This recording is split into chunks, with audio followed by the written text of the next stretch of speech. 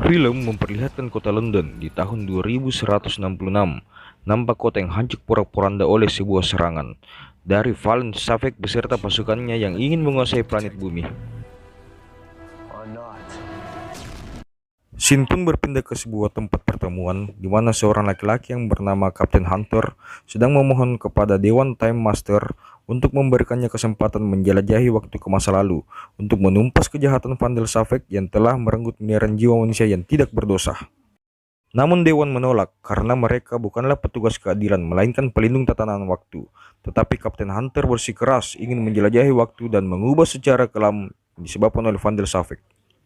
Setelah selesai melakukan pertemuan, Kapten pun bergegas ke kokpit pesawat dan memerintahkan pesawatnya untuk melakukan perjalanan waktu ke Amerika Serikat, lebih tepatnya di kota Star City tahun 2016. Kapten pun menjelaskan bahwa dia akan mengumpulkan pasukannya di kota tersebut. Pesawat pun berangkat dan film pun dimulai. Beralih ke tahun 2016, menampilkan seorang superhero kecil, Dr. Raymond Palmer atau disebut Atom, yang sedang menyusup ke sebuah perangkat komputer dan langsung menyerang seluruh pasukan yang berhasil mengalahkannya. Tiba-tiba muncul Kapten Hunter yang langsung membuatnya tidak sadarkan diri. Beralih ke negara Tibet 2016, di sana ada Sarah Lance, anggota berikutnya yang ingin direkrut oleh Kapten Hunter. Ternyata Sarah Lance adalah mantan anggota Liga Assassin yang sedang mengasingkan diri. Nampak Sarah yang sedang berkelahi dengan beberapa pria di bar. Setelah menang, tiba-tiba Kapten Hunter pun muncul dan membuat Sarah pingsan. Next, anggota berikutnya Firestorm merupakan superhero yang terdiri dari dua tubuh menjadi satu agar menjadi superhero. Seperti biasa pekerjaan superhero lainnya, beliau sedang mengejar seorang penjahat dan berhasil melumpuhkannya. Di sela perdebatan mereka, tiba-tiba Kapten pun muncul dan berhasil melumpuhkan mereka berdua. Next, Kendra dan Carter, mereka adalah pasangan suami istri yang berinkarnasi dari para dewa-dewi di masa Mesir. Setelah berhasil menyelamatkan seseorang, tiba-tiba Kapten muncul dan lagi-lagi membuat mereka pingsan. Berikutnya Leonard dan Mick, mereka adalah penjahat dan entah mengapa Kapten ingin merekrut mereka. Mereka semua pun tersadar di suatu tempat dan bertanya-tanya sedang di mana mereka saat ini. Namun tiba-tiba Kapten Hunter muncul dan memperkenalkan diri dan menjelaskan maksud dari semua ini.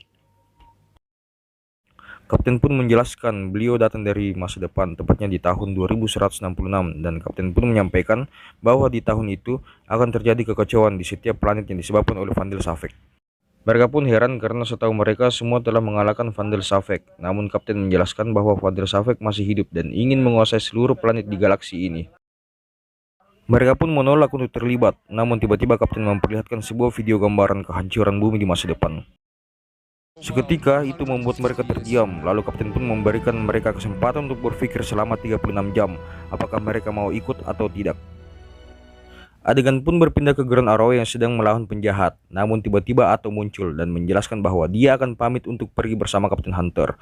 Grand Arrow pun mengatakan jangan mudah percaya dengan orang yang baru dikenalnya. Namun Atom kekeh ingin ikut ajakan Kapten dan mereka pun berpisah.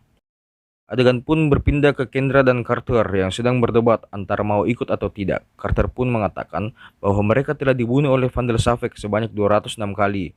Dan Carter pun mengajak Kendra untuk mengikuti semua ini dan ikut bergabung ke Kapten Hunter.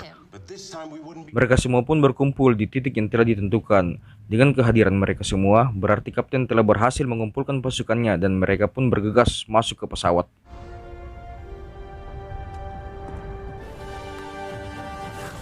Di dalam pesawat, Kapten pun menjelaskan bahwa pesawatnya tidak memerlukan awak dikarenakan sudah mempunyai Gideon, yaitu sebuah program kecerdasan buatan yang mampu menentukan kemanapun mereka pergi.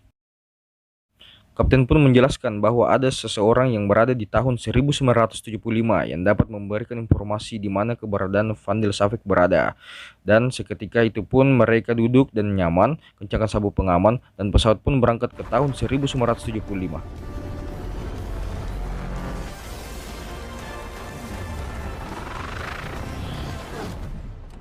Setelah pesawat berangkat, tiba-tiba muncul seorang misterius yang entah siapa itu langsung menyerang dua orang warga lokal yang berada di sekitar itu. Pesawat pun tiba di St. Rock 1975. Setelah tiba di tujuan, Kapten pun membagi tugas, sebagian tetap tinggal di pesawat dan sebagian ikut bersamanya menuju informan tersebut. Mereka pun tiba di kampus Saint Roch University. Tibalah mereka di ruangan Dr. Abromon. Beliau adalah seorang sejarawan. Seketika dokter terkesan karena telah bertemu dengan Kendra dan Carter yang merupakan seorang ratu dan pangeran di era Hawkgod di kehidupan lalunya. Beralih ke pesawat, mereka bertiga yaitu Sarah, Leonard, dan Mick sepakat untuk berkunjung ke bar untuk menghilangkan stres sambil menikmati era 70-an. Dan apesnya, si Firestrom disuruh untuk menjaga pesawat. Hehehe. Dokter pun menjelaskan bahwa 4000 tahun yang lalu, Van der Savek adalah seorang pendeta Mesir yang diam-diam jatuh cinta kepada pendeta wanita yaitu Carter. Carter jatuh cinta kepada pangeran Khufu yaitu Kendra, sehingga Van der Savek cemburu dan berencana membunuh mereka berdua. Lalu Van der berdoa kepada Dewa Elang atau Horus untuk menghancurkan semua rakyat Mesir untuk selama-lamanya. Dan menurut Prof, kenapa mereka bisa bereinkarnasi atau bisa abadi itu disebabkan oleh radiasi meteorit yang diserap oleh mereka bertiga, sehingga mereka semua mempunyai kekuatan super. Mereka pun tidak percaya dengan teori profesor. Lalu profesor bertanya ke Carter, apakah mereka berdua tidak mengenali siapa Prof tersebut? Setelah Prof memperlihatkan potongan sewaktu kecil, disitulah mereka menyadari ternyata Prof tersebut adalah anaknya di kehidupan sebelumnya.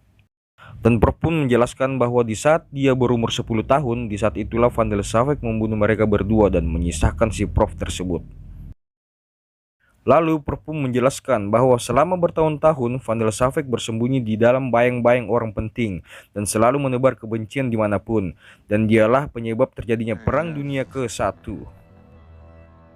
Beralih ke bar, setelah minum jus, lalu Sarah ingin berjoget-joget TikTok. Namun tiba-tiba seorang preman menggodanya dan memaksanya untuk mantap-mantap. Namun Sarah tidak terima lalu menghajar semua preman tersebut.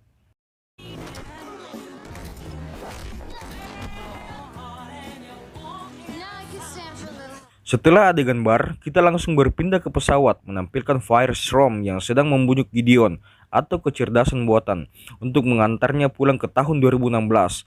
Namun, tiba-tiba sebuah serangan dari luar pesawat yang ternyata dalam serangan itu disebabkan oleh orang di scene pembunuhan warga lokal. Ternyata nama orang tersebut adalah Cronus. Tiba-tiba si Kapten Hunter merasakan bahwa ada yang tidak beres dengan pesawatnya. Lalu mereka pun bergegas kembali ke pesawat.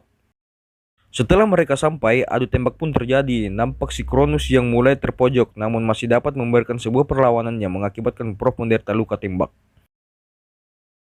Setelah mereka berhasil masuk ke pesawat, Prof pun dibawa ke ruangan UKS untuk menerima pengobatan. Namun Prof mengalami luka yang parah yang seketika itu membuatnya meninggal dunia. Lalu nampaklah sifat asli dari Kapten Hunter yang egois dikarenakan tidak memperdulikan kematian dari Prof dan akhirnya dapat tinjuan dari ibu Prof tersebut. Mereka pun menuntut Kapten untuk menjelaskan apa yang sebenarnya terjadi. Lalu Kapten pun menjelaskan bahwa yang menyerang tadi itu adalah Cronus, utusan dari Master Time, yang tidak lain juga adalah mantan karyawannya. Di sini Cronus ditugaskan untuk menangkap Kapten karena berani membantah larangan Dewan Time Master untuk menyelamatkan umat manusia. Namun Kapten juga meminta maaf telah membohongi mereka. Sebenarnya Kapten melakukan semua ini karena ingin membalaskan dendamnya dengan Van der Savek karena telah membunuh semua keluarganya. Di samping itu juga untuk membalaskan dendam dari jiwa-jiwa yang tak berdosa yang telah dibunuh oleh Van der Savek. Kilas balik, ternyata Jonas yang dibunuh di adegan pertama adalah anak dari Kapten Hunter.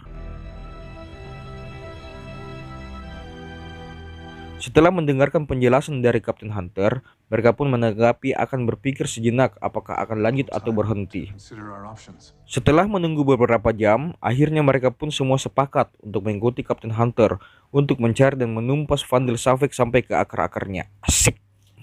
Lalu mereka pun melanjutkan perjalanannya. Adegan pun menampilkan Norwegia tahun 1975 yang memperlihatkan aksi Van der Savek telah berhasil membegal mobil yang membawa sejumlah bom atom. Dan film pun bersambung. Oke guys, sekian dulu episode pertama dari film Legend of Tomorrow season 1. Jika kalian suka dan ingin Mimin melanjutkan episodenya, gampang kalian berikan like ya. Sampai jumpa.